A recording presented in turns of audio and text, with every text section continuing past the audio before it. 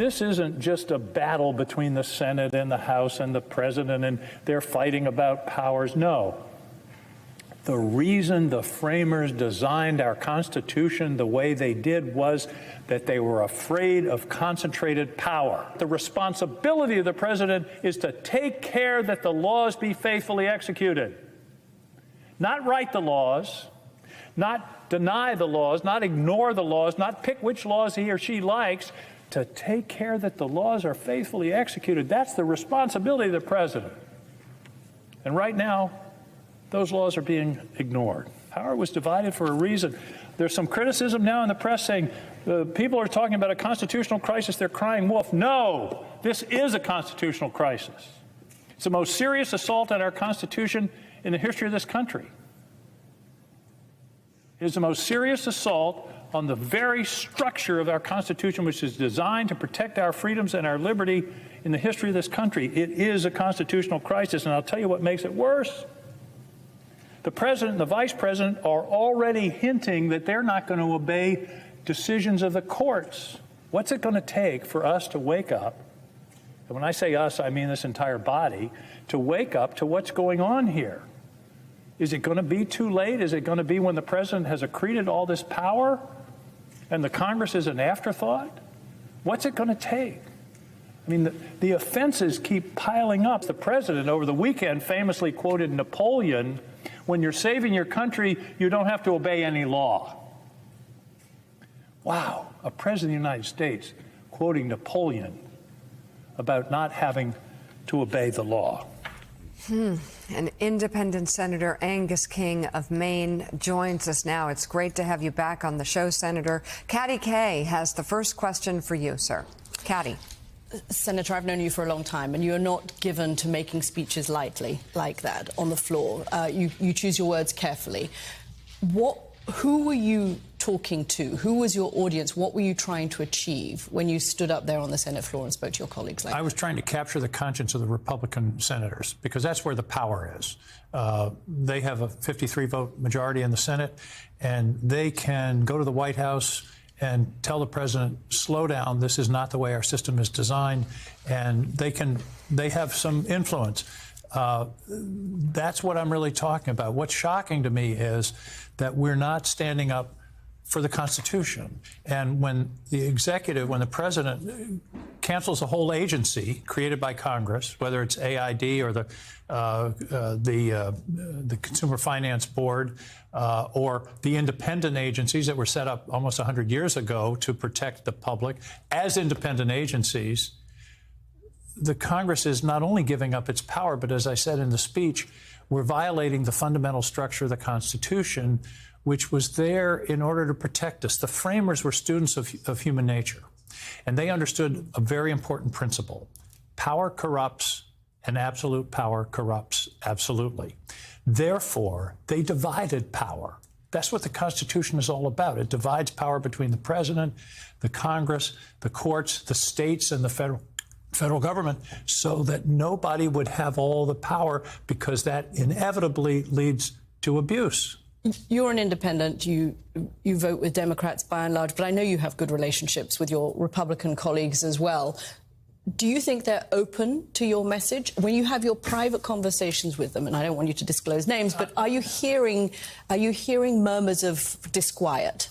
Yes. I think the answer is disquiet is a good word. I think they're uneasy. I think many of them understand what's going on, although their public posture is, well, the courts will protect us. The courts will take care of us. Well, there are two problems with that. Number one, it's a cop-out. We're not holding up our end of the constitutional bargain. We all take an oath when we come in to defend the Constitution, not a president or a party, to defend the Constitution against all enemies, foreign and domestic. I think it's fascinating that the framers had an idea there might be domestic enemies of the Constitution. So it's our responsibility. And the other part about the courts is, as I mentioned in the speech, the vice president and the president have already made noises about not obeying court orders. What happens then? That's where I think it is our responsibility in the Congress. And again, I want to repeat, this isn't institutional jealousy, although Madison in the Federalist thought institutional jealousy would protect this division of power He didn't contemplate parties. That's one of the problems. But it is an institutional jealousy. It's the fundamental structure that keeps us free from an autocrat, from a dictator, from a monarch. These guys in 1787 had just fought a brutal 7-year war against a king. They didn't want concentrated power. They wanted it to be divided. And if Donald Trump doesn't like AID, come to Congress, pass a bill, he's got a majority in both houses, to abolish it. But don't do it in the middle of the night with this guy Musk, and nobody knows who he's working for or what his authority is. We got a bunch of 25-year-olds deciding cutting programs. Here's another example. The other day, and this tells you where we are. Someone pointed out that the Ebola prevention program was cut in the AID cuts. Musk said, "Oh, that was a mistake. We're going to fix it." Think of the implications of that. What he's really saying is, I get to decide which programs we fund and which we don't. That's not the way our system's set up. That's not the way this thing is supposed to work. Again, to protect our freedoms. People who are cheering all of this going on, boy, they're going to have some second thoughts when the eye of Sauron turns to them. As it will. Senator, good morning. It's great to have you on. In fact, Elon Musk just yesterday stood up in that cabinet meeting and sort of laughed off what happened with Ebola, say, we made a mistake and we fixed it. We've reported this morning in the Washington Post saying that actually hasn't been fixed yet, and that money has not been put back where it needs to be to fight Ebola. Just one example. I'm just curious, as to follow up on what Katie said about your fellow senators, Republicans, and members of the House as well, thinking of Speaker Mike Johnson, who is a constitutional lawyer.